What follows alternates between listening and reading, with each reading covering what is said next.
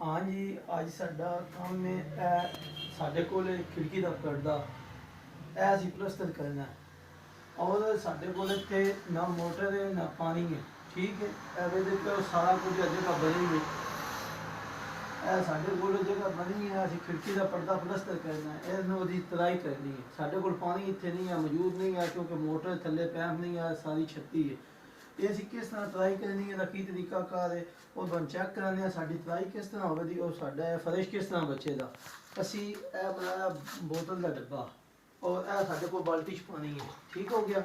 असीं इस तरह आराम नाल ला के नज़र आ रहा है, ताकि साडा थल्ले निज़ाम खराब भी ना हो, साडा समान पे भी खराब ना हो और साडी इस पर्दे की जिहड़ी है वो तराई हो जाए और साडा प्लस्तर जो है वो क्लीयर हो जाए, ताकि कोई नुकसान भी ना हो और पर्दा भी प्लस्तर हो जाए। क्योंकि साडे कोल मोटर इत्थे मौजूद नहीं है, बाल्टी च पानी रहिंदा, उहदे वास्ते डब्बा बनाया, डब्बे नाल इस तरह असीं ला के इसदी तराई मुकम्मल हो जाए और फिर बाद च असीं प्लस्तर कर लांगे।